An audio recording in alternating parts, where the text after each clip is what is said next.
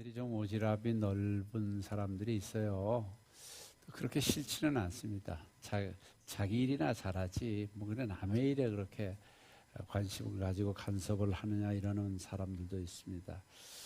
오늘도 우리가 기도한 것은 북한이 뭐 우리하고 무슨 관계가 있습니까? 또 퀴어 축제도 내가 안 참여하면 되지 무슨 관계가 있어요. 그러나 그것은 전부 우리와 관계가 있는 부분들이고 우리가 기도해야 될 부분들입니다. 지목사님도 마찬가지고요. 우리 금년은 나눔 공동체 수련회를 주제를 공동체를 가지고 있습니다. 공동체라고 할 때는 내가 속한 기관이나 단체를 제3자로 보는 것이 아니라 내가 참여해서 하나의 울타리로 보는 것이 공동체일 것입니다. 그래서 나는 우리 모두 다 어떤 공동체 속에 있습니다. 대한민국이라고 하는 공동체, 춘천시라고 하는 공동체, 우리 나눔교회라고 하는 공동체 속에 우리는 같이 있게 말해야 합니다. 이것이 중요한 이유는 우리가 함께하는 이 교회가 공동체가 본질이라는 것입니다. 교회라고 말할 때 에클레시아라는 말은 하나님이 불러 모은 사람들의 모임을 우리 에클레시아, 교회, 그것은 그 공동체입니다.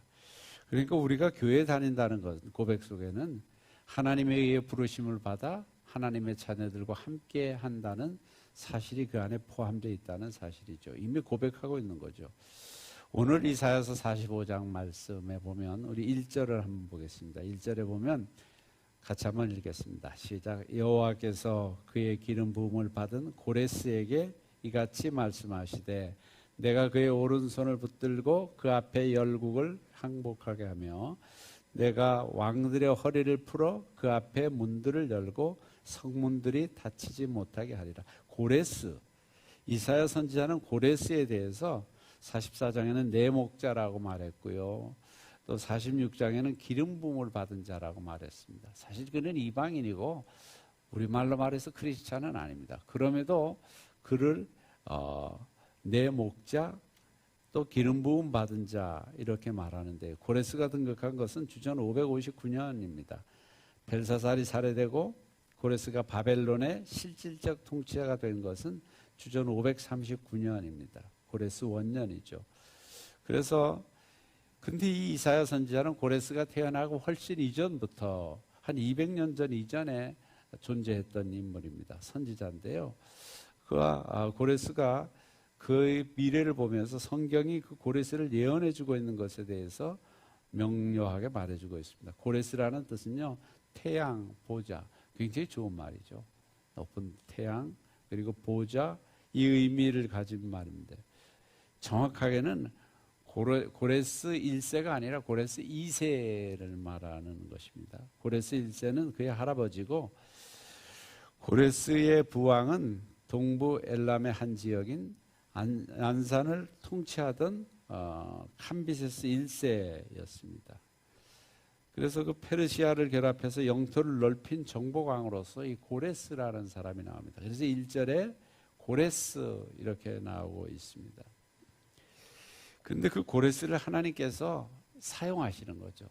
사용하시게 되는데 이방인인 그를 강권적으로 붙드셔서 하나님의 뜻을 이루어 가시고 하나님의 나라를 이루는데 고레스를 사용하십니다. 제가 오늘 이 말씀을 드리냐 그러면 우리 친구가 책을 잘 저술하는 친구가 하나 있는데 책을 얼마 전에 줬습니다. 제목은 고난의 지성소에서 하나님을 만나다라는 책입니다. 따라해 볼까요? 고난의 지성소에서 하나님을 만나다. 지금 우리 시기적으로 적합한 주제이긴 한 것 같아요. 우리가 살고 있는 이 시기가 고난의 지성소. 그러면서 시편에 있는 내용들을 강의하면서 메시지를 전한 그런 책입니다. 근데 그 책 가운데 제가 눈에 띄는 주제가 하나 있었어요. 그 주제가 바운더리가 없는 하나님이라는 주제입니다. 바운더리가 없는 하나님. 오늘 본문에 나와 있는 말씀과 똑같습니다. 바운더리가 없다. 바운더리는 경계, 한계, 한도 뭐 이렇게 정해진 것을 바운더리라고 하는데 하나님은 이것이 없다는 겁니다. 바운더리가 없다는 겁니다. 온 땅과 온 우주와 온 열방이 다 하나님 안에 있다는 것을 우리는 잘 알고 있습니다.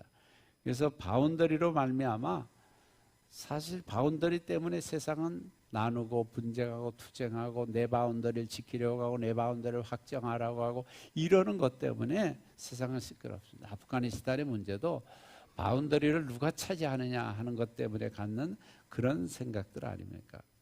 그래서 우리의 생각 속에는 어떻습니까?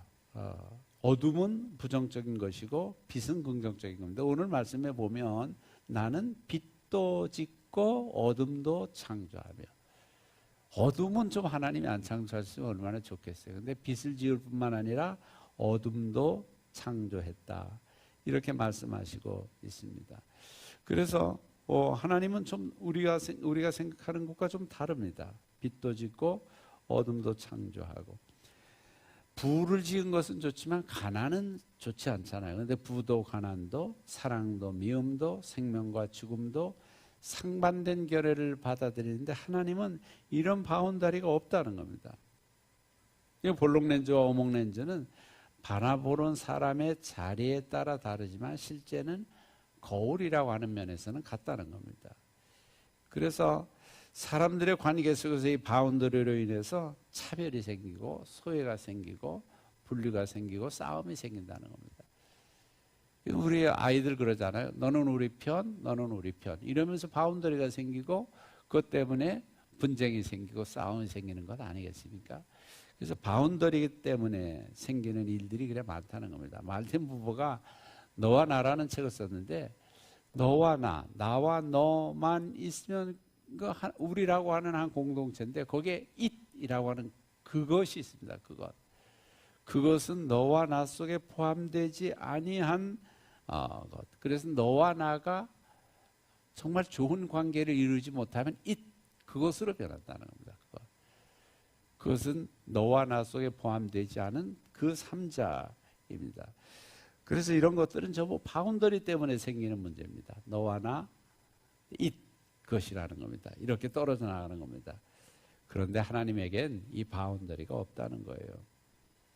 켄 윌버라는 사람은 노 바운더리라는 책에서 이렇게 말했습니다. 무경계라는 책에서 우리의 삶을 침울하고 어둡게 만드는 것은 우리 의식 안에 있는 이 바운더리 때문에, 이렇게 나누고 무리 짓고 구획 짓고 이러는 것 때문에 생긴다는 겁니다.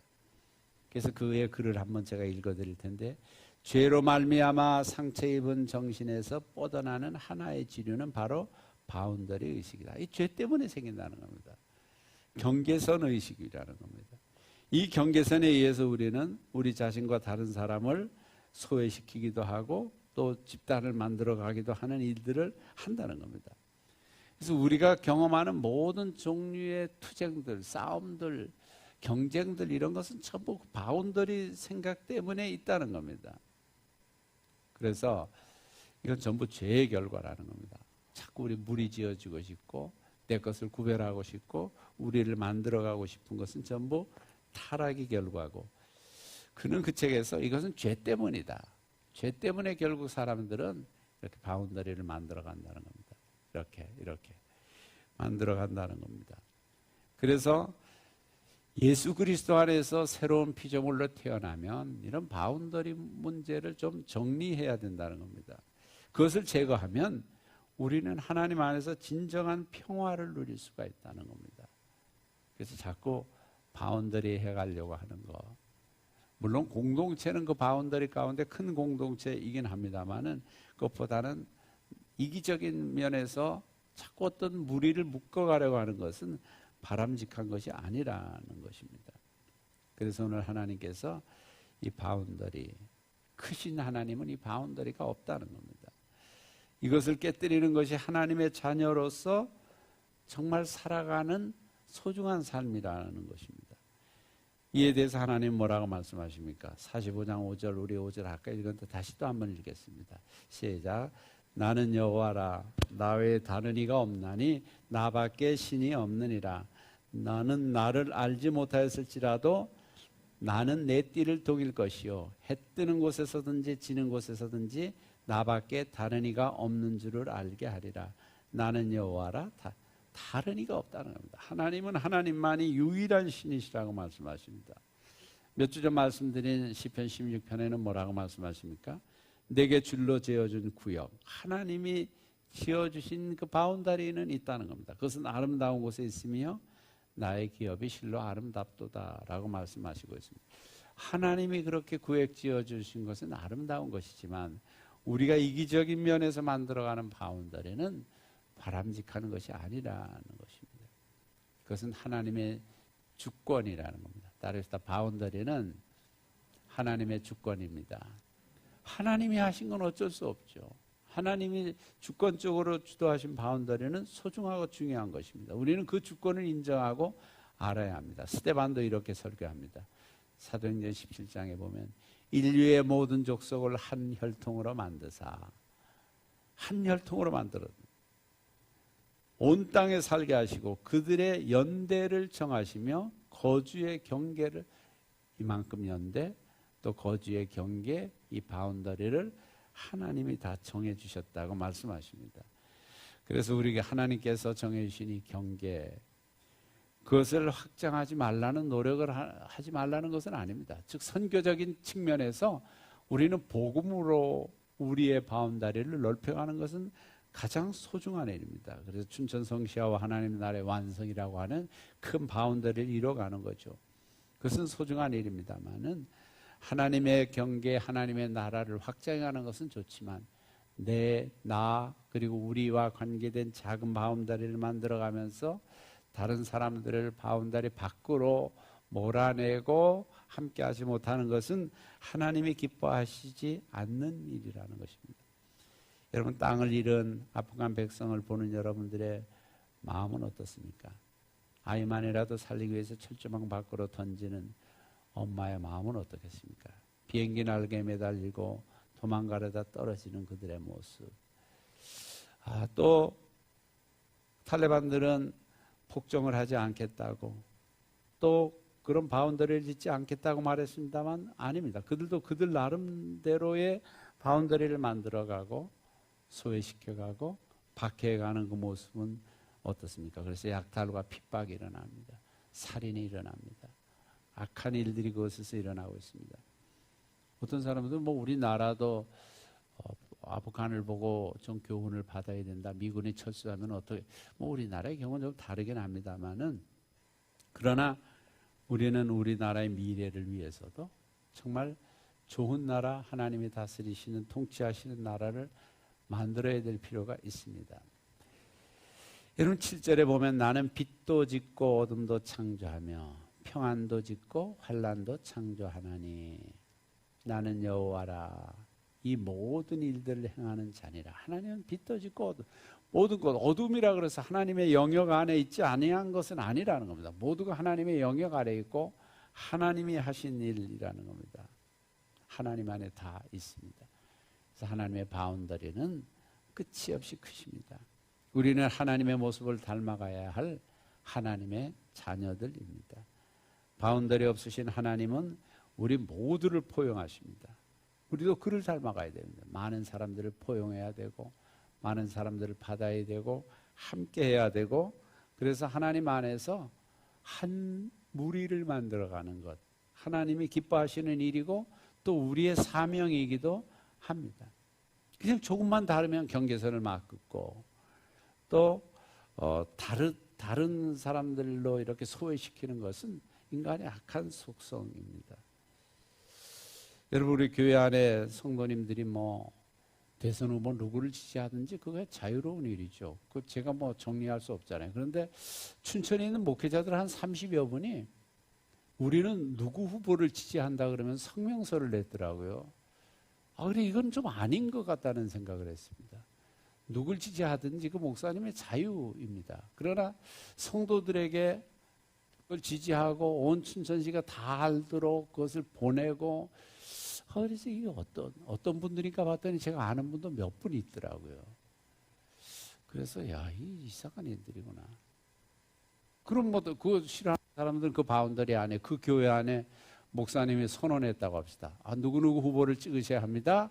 우리는 어느 당을 지지합니다. 이렇게 했다고 하면 아닌 사람들은 뭡니까? 아닌 사람들.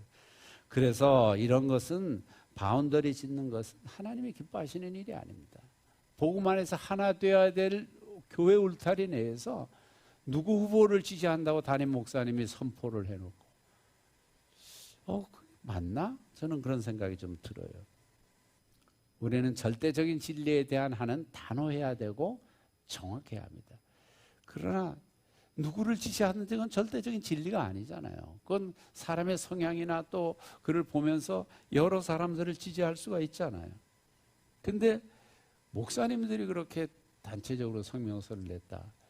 저는 이게 어떻게 이런 일이 일어났나 지금도 잘 받아들이기 어렵습니다. 차별금지법과 퀴어 축제같이 우리가 기도했던 문제들은 이거는 진리가 아니기 때문에 우리가 이건 단호해야 됩니다. 이거에 대해서는 양보가 없어야 돼요.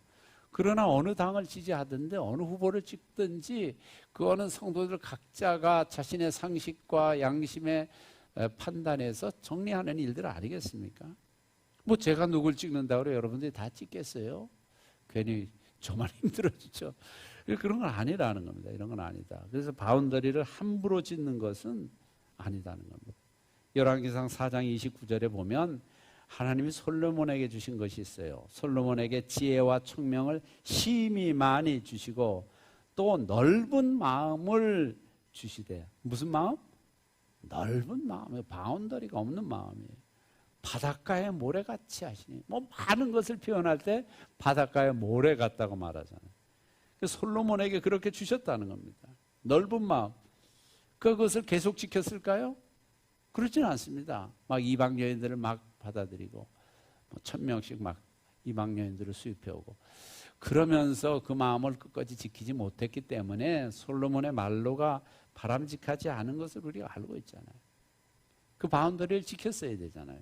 근데 그가 그것을 지키지 못하고 결국 하나님이 기뻐하시지 않는 길을 걸어서 그 많은 지혜와 명석한 두뇌 그리고 하나님이 주신 가장 좋은 여건들을 잘 활용하지 못했던 솔로몬의 모습을 우리가 보게 됩니다. 바울도 또한요. 좁아 터진 고린도 교회 사람들 그 바운더리 이런 내 생각 이건 내 생각 이건 나쁜 생각 이건 좋은 생각 그런 마음들이 고린도 교회에 있었잖아요. 그 교회 성도들을 보면서 뭐라고 합니까? 고린도후서 6장 13절입니다. 내가 자녀에게 말하듯 하노니 보답하는 것으로 너희도 무엇을 넓히라? 마음을 넓히라는 겁니다.